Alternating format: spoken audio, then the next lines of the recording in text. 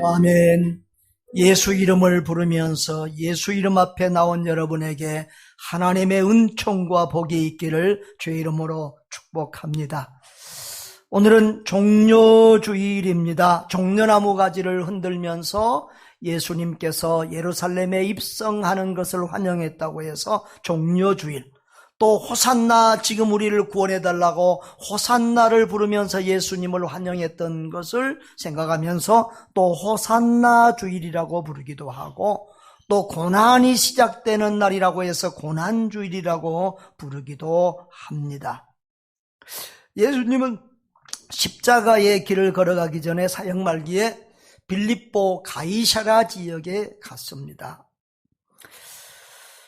거기는 로마 황제를 섬기는 우상이 있고, 그리고 조로아스터교고 여러 가지 우상신들이 있는 지역입니다.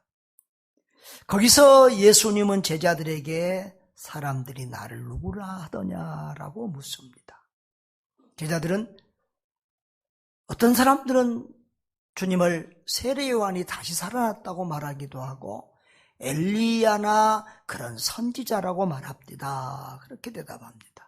그때 예수님은 너희는 나를 누구라 하느냐라고 묻습니다. 오늘 이 자리에 참여하신 여러분, 주님이 오늘 여러분에게 너에게 나는 어떤 존재냐, 너는 나를 누구라고 하느냐라고 물으시면 무엇이라고 대답하겠습니까? 예배 시간이 아니면 각 사람 다 물어보고 싶은데, 예배 시간이니까 못 물어보는데 여러분 각자 주님 앞에 대답하시기를 바랍니다. 자, 베드로는 뭐라고 했습니까? 29절에 보니까 주는 그리스도시니이다 라고 했습니다. 마태복음 16장에는 좀 더 자세히 기록이 되어 있죠. 주는 그리스도시요 살아계신 하나님의 아들입니다. 그렇게 고백했죠. 그때 예수님께서 베드로를 칭찬하시죠. 참 예수님이 제자들을 칭찬하는 경우는 거의 볼 수 없어요. 믿음이 작은 자들아, 약한 자들아, 그렇게 좀 책망을 하지, 거의 그 믿음을 칭찬한 적이 없는데, 이때는 예수님이 아주 기뻐하시고 바요나 시몬아 내가 복이 있도다 라고 칭찬을 하십니다. 모처럼 예수님의 칭찬을 듣고 참 어깨가 으쓱하며 업이 되었을 그런 베드로를 상상해 봅니다. 그런데 그때 예수님께서 인자가 많은 고난을 받고, 31절에 인자가 많은 고난을 받고, 여기서 인자는 누구지요? 예수님이 자신을 낮추어서 말할 때 사람의 아들 인자라고 표현합니다. 많은 고난을 받고 장로들과 대제사장들과 서기관들에게 버림받아 죽임을 당하고 사흘 만에 다시 살아나야 할 것을 비로소 그들에게 가르치셨다라고 했습니다. 여기 비로소라는 단어를 보면 주님은 그동안 이 중요한 1급 비밀, 특급 비밀을 말씀하고 싶었지만 참고 참다가 이제 때가 됐다 싶어서 비로소 말씀했다는 거예요. 이것은 너무 중요한 그런 사건이라는 것이죠. 그런데 그 말을 듣자마자 베드로는 절대로 그럴 수 없다고, 주님 죽으시면 안 된다고 예수님을 붙들고 항변합니다. 지금 베드로는 예수님을 메시아라고는, 그리스도라고는 고백했지만, 그러나 고난받는, 십자가에 죽는 고난의 그리스도가 아니라 왕이 되고 영광받는 그런 그리스도로 그는 기대하고 바라고 있었던 것입니다. 예수님은 자기가 가야 갈 십자가의 길을 막는 베드로를 사탄이라고까지 책망하면서 심하게 꾸짖었습니다. 그리고 제자들에게 이렇게 말씀하시죠. 마가복음 8장 33절에 보면 누구든지, 8장 34절에 누구든지 나를 따라오려거든 자기를 부인하고 자기 십자가를 지고 나를 따를 것이니라고 했습니다. 나를 따라오려거든, 이 말은 나를 따라오기를 너희가 소원한다면, 그런 말이에요. 나의 제자가 되기를 너희가 소원한다면 세 가지를 해야 된다. 첫째로는 뭐예요? 자기를 부인. 이게 다 동사인데 명령형입니다. 명령형. 자기를 부인해라. 그 다음에 두 번째로 자기 십자가를 져라. 그리고 세 번째로 그리고 나를 끝까지 쫓으라, 따르라. 그것입니다. 이 자기를 부인하다는 말은 이 부인하다, 거절하다 그런 의미를 가지고 있는데요.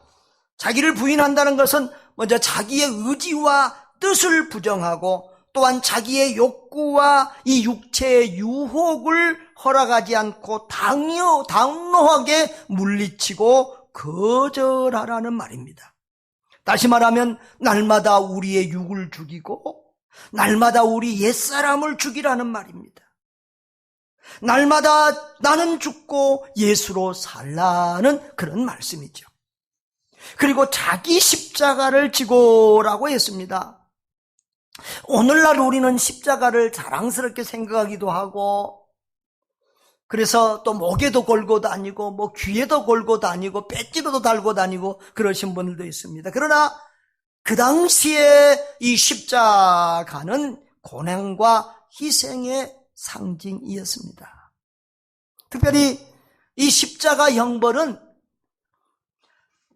그 십자가형으로 죽을 사형수가 그 십자가를 치고 자기가 매달릴 자리까지 걸어가야 했습니다. 그래서 십자가를 지고 간다고 하는 것은 지금 죽음의 자리로 죽으러 자기 십자가를 지고 사형의 형장으로 가는 것을 의미하는 말입니다.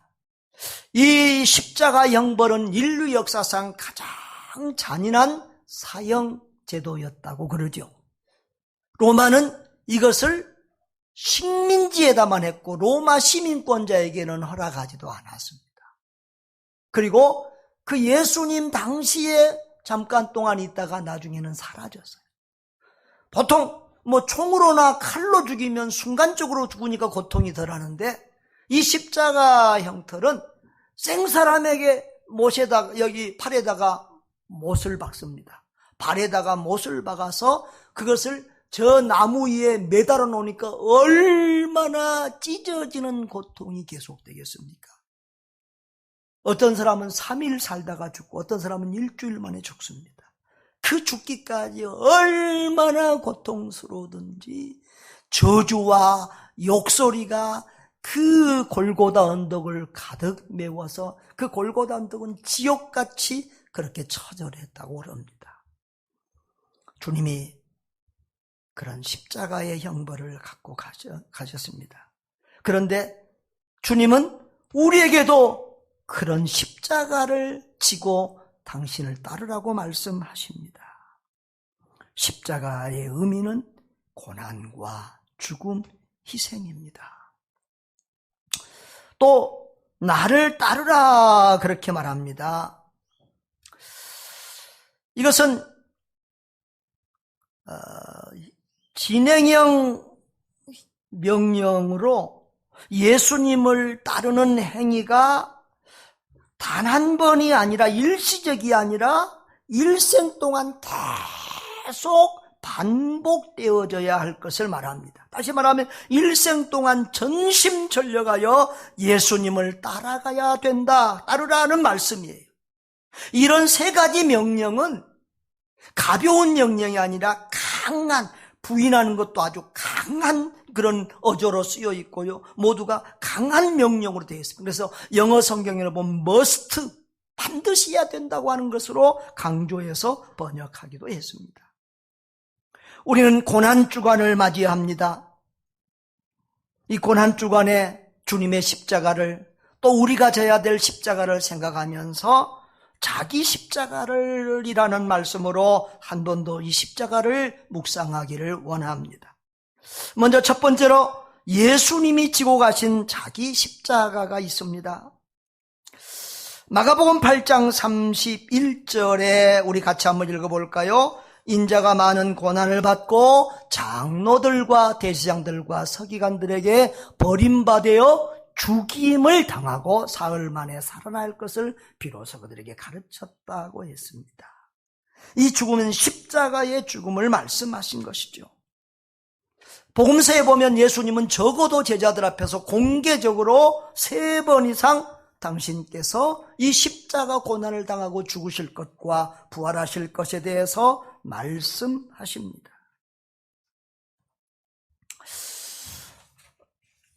그런데 그것은 사실은 예수님이 갑자기 하신 말씀이 아닙니다. 이미 창세기에서부터 예수님은 고난받으러 올 메시아로 이렇게 예언되어져 있습니다. 창세기 3장 15절에서도 여인의 후손으로 오실 그리스도는 발꿈치를 상하는 고난을 받을 것을 예언되어 있고요. 특별히 이사야 선지자는 아주 예수님에 대해서 눈으로 본 것처럼 자세히 예언하는데, 실제로 이사야는 예수님보다 700여 년 전에 앞선 분입니다. 그럼에도 불구하고 그 700년 후에 오실 메시아 그리스도에 대해서 자세히 설명을 하고 예언하고 있습니다. 이사야서 53장 4절에서 6절까지를 한번 읽어보겠습니다. 여기서 그가 누구일까요? 예수님이죠. 다 같이 시작. 그는 실로 우리의 질고를 주고 우리의 슬픔을 당하였거늘 우리는 생각하기를 그는 징벌을 받아 하나님께 맞으며 고난을 당한다 하였노라. 그가 찔림은 우리의 허물 때문이요 그가 상함은 우리의 죄악 때문이라. 그가 징계를 받음으로 우리는 평화를 누리고 그가 채찍에 맞음으로 우리는 나음을 받았도다. 우리는 다 양 같아서 그릇 행하여 각기 제 길로 갔거늘 여호와께서는 우리 모두의 죄악을 그에게 담당시키셨도다. 아멘. 누구 때문에 주님이 찔림을 받았다고요? 누구 때문에 채찍을 맞았다고요? 누구의 죄악을 담당해서 죽으셨다고요? 바로 나와 여러분입니다. 우리 주님은 우리의 죄악을 대신 담당하고 십자가에서 우리가 받아야 할 형벌을 대신 받으셨다는 거예요. 수제자 베드로 사도도 베드로전서 2장 24절에서 이렇게 말씀하시지요. 친히 나무에 달려 그 몸으로 우리 죄를 담당하셨으니 이는 우리로 죄에 대하여 죽고 의에 대하여 살게 하려 하심이라. 그가 채찍에 맞음으로 너희는 나음을 얻었나니라고 했습니다. 주님은 처음부터 살려고 오신 것이 아니라 죽으려고 오셨습니다. 자기 백성을 자기들의 죄에서 구원하기 위해서 오셨습니다. 그러므로 예수님은 그 십자가를 반드시 져야만 했습니다. 예수님의 십자가는 누구도 대신 져줄 수 없는 십자가입니다. 우리의 죄를 대속하기 위해서는 죄가 없는 사람이라야 되는데 이 세상에 죄가 없는 사람이 없기 때문에 하나님이신 성자 예수께서 인간의 몸을 입고 성령으로 잉태하여서 이 땅에 오신 것입니다. 예수님이 자기 사명의 십자가를 지지 않았으면 인류는 구원받을 수 없었을 것입니다. 저와 여러분도 구원받을 수 없었을 것입니다. 그러므로 이 예수님이 십자가를 지는 이것은 인류 역사상 가장 중요한 일입니다. 그것을 막는 것은 사탄 중에 사탄의 일입니다. 그러므로 예수님은 사탄아 내 뒤로 물러가라고 강하게 책망하셨던 것입니다. 예수님이 십자가를 지셨기 때문에 저와 여러분이 이렇게 살아난 줄 믿습니다. 죄사함을 받고 구원받고 천국 백성 된 줄 믿습니다. 예수님의 십자가는 자신은 죽고 남을 살리는 십자가였습니다. 그러면 예수님만 아니라 우리에게도 각자의 자기 십자가가 있습니다. 예수님은 우리에게 자기 십자가를 지고 나를 따를 것이니라 라고 말씀하셨습니다. 또 자기 십자가를 지고 따르지 않는 자는 내게 합당하지 않다. 또 능히 내 제자가 되지 못한다. 이렇게 말씀하셨습니다. 자기 십자가를 지고로 끝까지 주님을 따라야만 주님의 제자가 될 수 있다는 것입니다.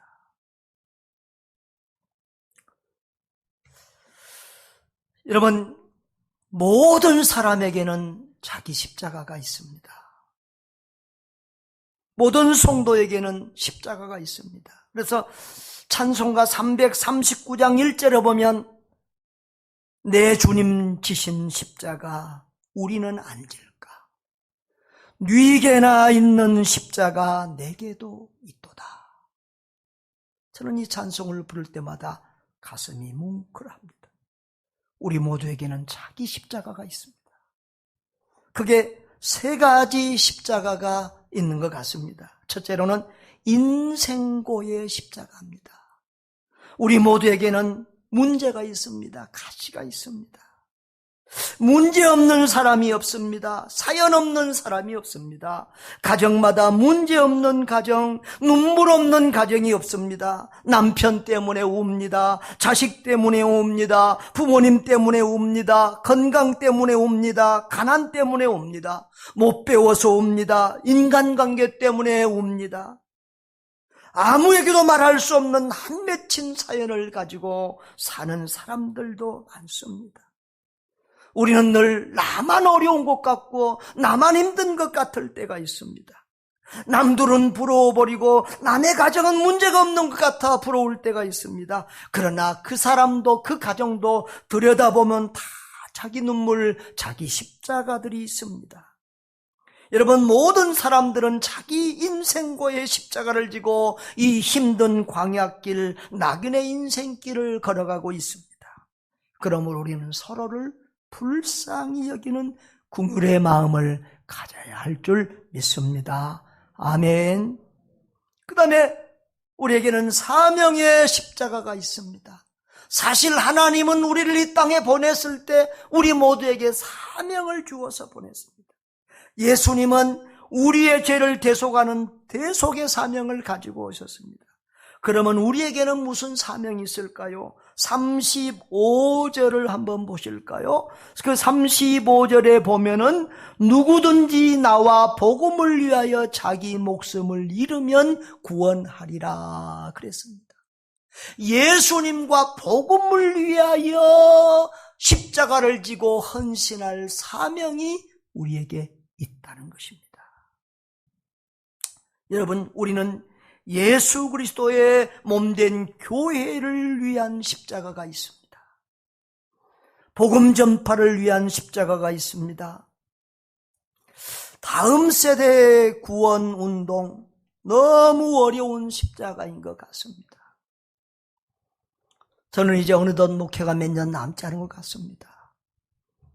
이제 우리 다음 세대들이 목사가 되고 사역자가 되어서 이 십자가를 지고 갈 텐데 정말 우리 세대보다 몇 배나 더 힘들 목회 선교가 될 것을 바라보면 참 마음이 아플 때가 있습니다.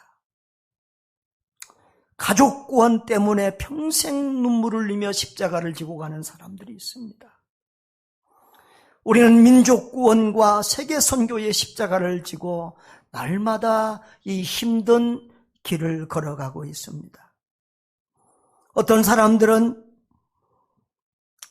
자기들은 잘 실천하지도 않으면서 선교하고 구제하는 저를 부럽다고 말하는 사람들도 있습니다.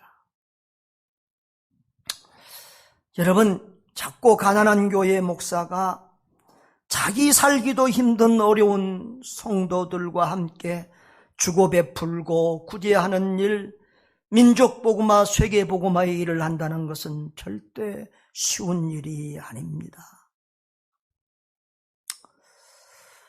우리 장로님들, 우리 성도님들 한 사람 한 사람도 이 부족한 목사를 따라 함께 이 십자가를 지고 가면서 힘들고 어려울 때가 있는 것을 제가 압니다. 그러나 이 사명 우리가 감당해야 나도 살고 다른 사람도 살릴 수 있는 줄 믿습니다. 우리 교회도 살고 한국교회도 살고 세계교회도 살릴 수 있을 줄 믿습니다. 이 사명 함께 감당하는 저와 여러분 될 수 있기를 바랍니다.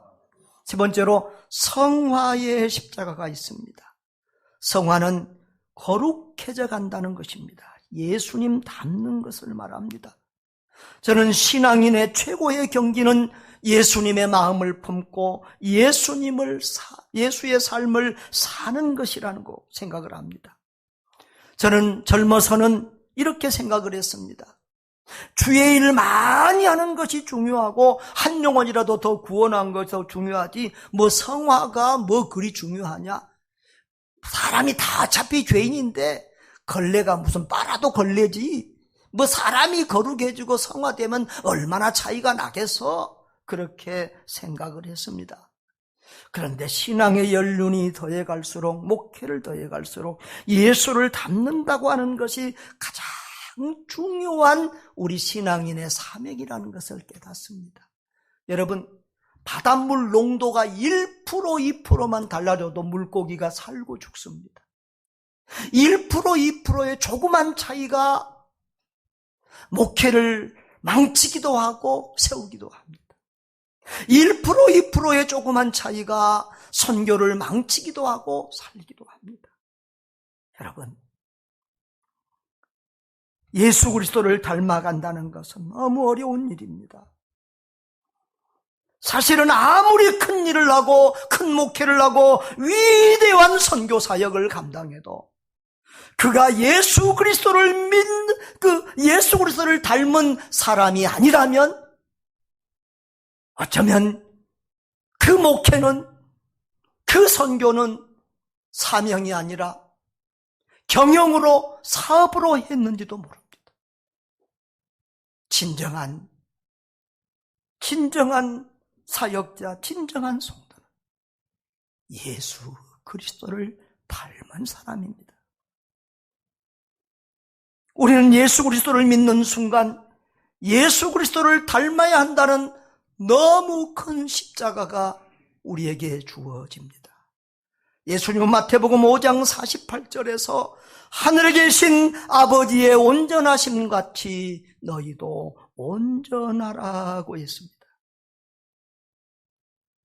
세상에 죄악 가운데서 태어난 우리들이 어찌 하나님같이 거룩하고 온전해질 수 있겠습니까? 그런데 우리 주님은 우리에게 그렇게 되어야 된다고, 적어도 그런 목표를 가지고 살아야 된다고, 그런 목표를 가지고 예수님을 따라야 된다고 말씀하고 있는 것입니다. 누가 저에게 이 세 가지 십자가 중에서 어느 십자가가 제일 어렵냐라고 말하면 예수님을 닮아가는 것이라고 저는 말할 수 있겠습니다. 저는 큰 교회 목사나 유명한 목사님보다 주님 닮은 분, 주님 닮은 목사님, 그런 성도들을 보면 가장 부럽고 또 부끄러운 마음을 가집니다. 그런데 주님 닮아간다는 것은 얼마나 어려운지 불가능해 보이기도 합니다. 태어날 때부터 죄성을 가지고 태어난 악하고 연약한 인간이 거룩하신 주님을 닮아간다는 것이 얼마나 어려운지 불가능한 일처럼 보입니다. 저는 때로는 죄짓고 실수하여 주님의 영광 가릴까 봐서 두려울 때가 있습니다. 사랑하는 우리 성도들의 마음에 상처와 부끄러움을 줄까 봐서 노심초사할 때가 있습니다. 날마다 은퇴하는 그날까지 이 부족하고 연약한 종을 지켜달라고 기도합니다. 하나님의 영광을 가리고 교회에 상처를 주는 종이 되기보다는 차라리 죽는 게 나으니 나를 데려가는 게 낫겠다, 그런 기도를 하면서 각오하기도 합니다. 여러분, 주님 닮지 못하면은요, 평생 사역을 하루아침에 망칠 수도 있더라고요. 평생 애쓰고 힘썼다가 마지막 일생을 부끄럽게 망치기도 하더라고요. 마감하기도 하더라고요. 여러분, 우리가 전도할 때도 선교할 때도 예수님을 닮는 모습을 보여드리는 것이 중요합니다. 어제도 우리 박봉남 장로님 말씀하시면서 전도할 때 너무 급하게 하지 말아라. 무리하지 말아라. 절대 무례하지 마라. 무례하지 마라. 예수님의 모습을, 예수님의 사랑을 전하고 느끼게 하라 하고 말씀하신 것을 듣고 감동을 받았습니다. 그렇습니다. 우리는 우리의 삶에서 예수 그리스도를 보여줘야 됩니다. 그런데 틈만 나면 비집고 올라오는 죄성과 교만 때문에 저는 날마다 웁니다. 자꾸만 말로 나도 모르게 상처 주는 것 때문에 참 힘듭니다. 주님 닮는 것이 너무 무겁고 힘든 십자가입니다. 그래도 우리는 천국 가는 그날까지 이 십자가를 포기해서는 안 될 것입니다.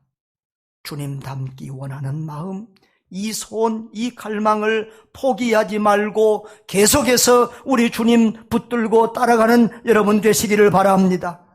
예수 그리스도를 닮은 사람이 실제로는 그리스도의 참제자요, 최고의 전도자요, 최고의 선교사가 됩니다. 얼마 전에 JTBC Sing Again이라는 프로그램에서 이재철 목사님 아들 이승윤 군이 1등을 했습니다. 근데 이 친구가 참 특이한 재능, 그 특이한 친구라서 도대체 이 친구가 어떤 배경이 있기 때문에 이런 이 끼를, 이런 연예인, 이런 끼를 받았는가라고 사람들이 관심을 가지고 보기 시작했습니다. 그랬더니 그 고모가, 그러니까 이재철 목사님 누님이 옛날 우리 어르신들은 잘 아는 고은아라고 하는 유명한 탤런트 배우예요. 또 어머니도 보니까 이재철 목사님 사모님도 보니까 성악과 출신이에요. 그러니까 아하, 이게 다 어디 그런 유전자를 받아서 저렇게 끼가 있는가 보구나 사람들이 그렇게 하는데, 아들이 유명해지니까 갑자기 그 목사님의 이 동영상이나 간증들이 계속해서 이렇게 많이 올라오더라고요. 근데 그 이재철 목사님 간증을 보고 제가 참 은혜를 받았습니다. 그 목사님은 처음 옛날에 저는 집사였습니다. 모태신앙, 그러니까 믿는 집안에서 태어난 교회 집사님이었는데, 이 이재철 집사님은 날마다 술독에 빠져 살았습니다. 그러니까 사모님이 모태신앙이고 집사님이니까 신앙이 있는 줄 알고 결혼했는데 날마다 술에 빠져 살고 술에 취해서 늦게 새벽에 집에 들어오고, 어쩌다가 빨리 들어가면 술 친구들 끌고 집으로 가고 하는 그런 사람이었습니다. 또 그 사모님이, 아내가 성악을 전공했으니까 술집에서 또 술 먹다가 취하고 객기를 부리면 그 사모님을 술집으로 불러갖고 노래 부르라고 친구들 앞에서, 그런 참 어처구니 없는 짓들도 했다는 것입니다. 그런데 그 아내는, 그 부인은 한 번도 싫은 내색을 하지 않고 거절하지 않고 순종했다는 거예요. 그래서 자기 아내는 그렇게 원래부터 그런 착한 성품으로 태어난 사람인 줄 알았다는 거예요. 그런데 1984년 8월 2일 새벽 2시에 그날도 꼭지가 돌도록 술을 마시고 집에 들어가는데, 이분은, 저는 뭐 술을 잘 안 먹어봐서 잘 모르겠는데, 우리 백 장로님, 술배 밥배 따로 있습니까? 이 술배하고 밥배가 따로 있답니다. 그래서 술을 아무리 먹었어도 또 그 새벽이라도 밤중이라도 가서 집에 가서 꼭 밥을 먹어야 된대요. 그래서 꼭 배를 눌러서 아내를 깨우고, 그리고 밥 차려달라 해서 밥을 먹는데, 그날은 새벽 2시에 들어갔는데 자기 호주머니에 열쇠가 있더라는 거예요. 그래서 열쇠를 따고 열어봤더니 방에서 사모님이 그 남편을 기다리면서 기도하다가 울면서 엎드려 있는데, 자고 있는데 그 앞에 눈물 젖은 일기장이 있더라는 거예요. 그 일기장에 써진 글을 보고 말로 할 수 없는 큰 충격을 받습니다. 그 내용을 우리 한번 보겠습니다. 나는 오늘도 버스를 타고 수유리너머로 갔다. 시골길을 하염없이 걸으면서 오늘도 죽음을 생각했다. 약을 먹고 죽을까 아니면 손목을 그어 죽을까. 그러나 그것은 내가 취할 길이 아님을 나는 다시 한 번 더 확인하고 되돌아왔다.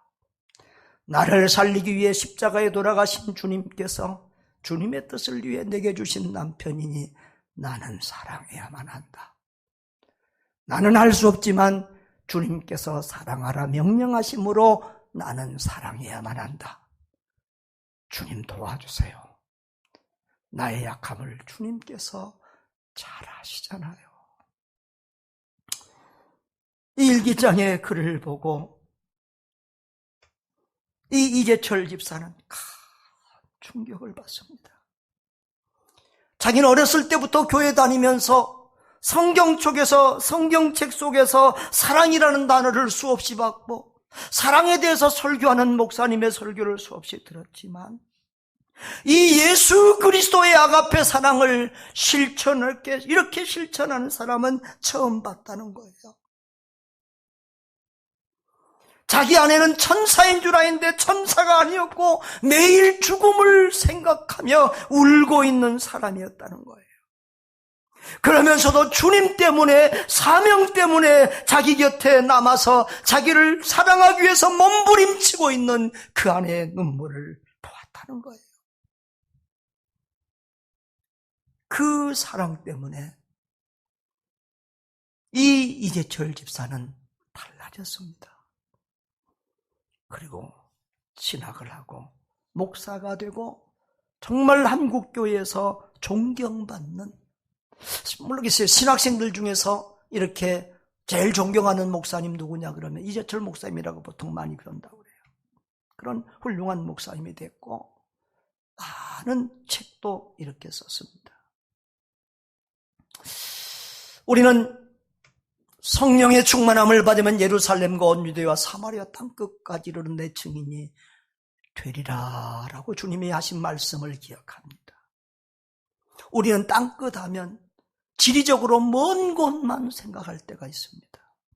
땅끝은 지리적으로 멀 뿐만 아니라 어쩌면 가장 어려운 선교지를 말합니다. 사실은 가장 어려운 선교지가 내 집안, 내 남편, 내 자식, 내 가족일 때가 많습니다.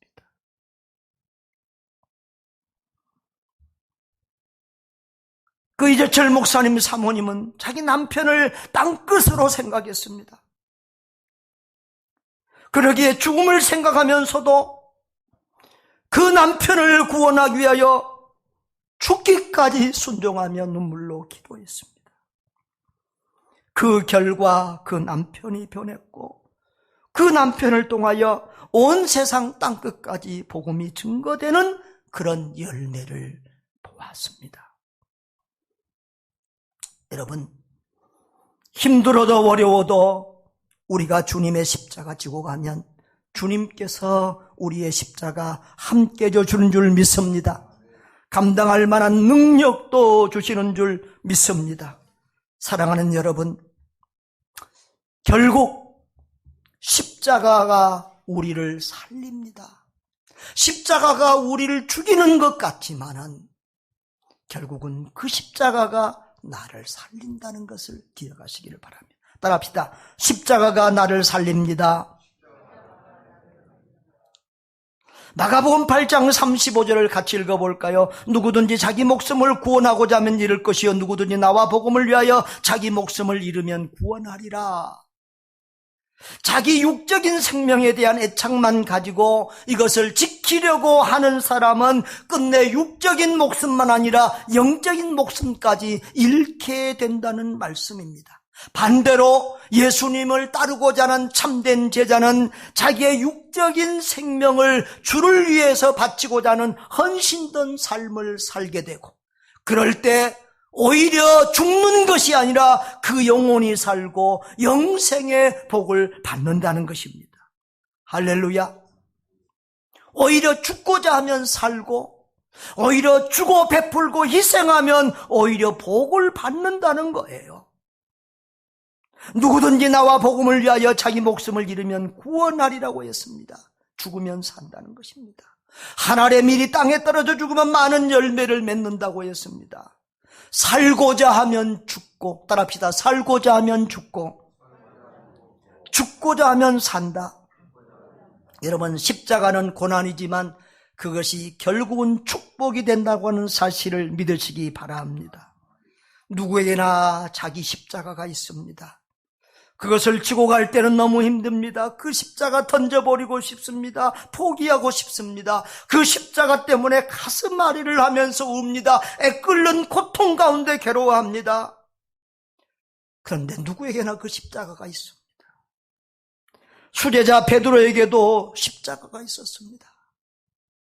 예수님이 듣고 보는 앞에서 나는 저 예수를 모른다고 3번이나 부인했던 그 부끄러움이 평생 동안 자기를 누르는 십자가가 되었어요. 그래서 베드로는 새벽닭이 울 때마다, 새벽닭이 울기 전에 너가 나를 3번이나 부인하리라고 하는 그 주님의 말씀이 생각나서 통곡하며 우는 삶을 평생 살았다고 합니다. 위대한 하나님의 사람 바울에게도 십자가가 있었습니다. 바울은 기도를 통해서 많은 사람을 고쳤습니다. 그러나 정작 자기 병을 위해서 기도하는 것은 하나님이 들어주지 않았습니다. 바울은 소경에 가까울 만큼 눈이 좋지 않았던 것 같습니다. 눈병이 있었습니다. 그래서 바울의 서신 편지들은 거의 다 다른 사람이 대피를 했습니다. 그런 눈을 가지고 세계를 돌아다니며 선교하는 것이 얼마나 힘들었겠습니까? 또 어떤 이들은 바울에게 간질병이 있었다고 보는 사람도 있습니다. 간질병 얼마나 부끄럽고 괴로운 병입니까? 여러분, 그런데 바울이 아무리 기도해도 주님이 그 기도에 응답하지 않았습니다. 그리고 이렇게 말씀했습니다. 내 은혜가 내게 족하다. 이는 내 능력이 약한 데서 온전하여 짐이라. 할렐루야. 우리는 십자가 때문에 울고 괴로워하지만 지나고 보면 그 십자가 때문에 내가 산다는 거예요. 그 십자가가 우리를 기도하게 하고, 그 십자가가 우리를 겸손하게 하고, 그 십자가가 나를 나되게 한다는 거예요. 결국은 그 십자가는 나를 죽인 십자가가 아니라 나를 살린 십자가, 축복의 십자가라는 거예요. 사랑하는 성도 여러분, 하나님은 모든 사람에게 각각 자기의 십자가를 주셨습니다. 예수님에게는 인류의 죄를 대속하는 대속의 십자가가 있었습니다. 예수님이 그 십자가를 지셨기 때문에 저와 여러분이 구원을 받았습니다. 우리도 내 십자가, 자기 십자가를 지고 가야 나도 살고 내 이웃, 내 가족, 내 주변의 사람들을, 세상 사람들을 살릴 수가 있습니다. 우리에게도 고난의 십자가, 사명의 십자가, 주님 닮기 위해 몸부림치는 성화의 십자가가 있습니다. 십자가 때문에 힘들고 고통스럽지만, 십자가 때문에 오늘도 울면서 우리는 가지만, 그러나 그 십자가가 우리를 살릴 줄 믿습니다. 우리는 그 십자가를 빨리 벗어버리고 그 십자가가 끝나기를 날마다 기도합니다. 그런데 우리 주님은 그 십자가를 쉽게 벗겨주지 않을 때가 많습니다. 어떨 때는 죽을 때까지 그 십자가를 지고 가야 됩니다. 그런데 인생 돌이켜보면 그 십자가가 나를 살린 것을 알게 됩니다. 십자가 때문에 구원받습니다. 십자가 때문에 내가 복을 받습니다. 내가 진 십자가로 인하여 다른 사람이 살고 구원을 받습니다. 여러분, 십자가 때문에 주님께 나오고, 십자가 때문에 울고, 십자가 때문에 기도하고, 십자가 때문에 겸손해주고, 결국은 그 십자가가 나를 나되게 합니다. 십자가는 우리를 죽이는 것 같지만 결국은 살린다는 것입니다. 그렇습니다. 십자가 이후에 부활이 있고 영광이 있습니다. 십자가 없이는 부활도 영광도 없습니다. 그러므로 여러분, 저와 여러분에게 있는 각자에게 주어진 자기 십자가, 포기하지 말고 힘들어도 어려워도 그 십자가 지고 갈 수 있기를 바랍니다. 주님께서 함께 져주실 것입니다. 감당할 수 있는 믿음과 능력도 주실 것입니다. 죽고자 하는 자는 삽니다. 십자가 이후에는 부활의 영광과 영원한 복이 있음을 꼭 기억하시기를 바랍니다. 주님 앞에 서는 날 잘하였도다 착하고 충성된 종아, 내 주인의 즐거움에 참여할지어다. 이런 우리 주님의 음성을 듣는 저와 여러분 되시기를 주님의 이름으로 축원합니다. 다 같이 동성으로 기도하겠습니다. 살아계신 아버지 하나님, 주님 지고 가신 그 십자가, 우리에게도 십자가가 있습니다. 하나님, 인생사에 수많은 십자가들, 고난의 십자가들, 사명의 십자가, 주님 닮아가야 될 성화의 십자가, 그 십자가를 지고 갈 때 우리는 지치고 힘들고 피곤하고 눈물을 낼 때가 많습니다. 우리는 연약합니다. 우리는 부족합니다. 주여, 우리를 도와주셔서 주님이 우리에게 맡겨주신 자기 십자가 넉넉히 지고 감당해 갈 수 있도록 힘을 도하여 주옵소서. 끝까지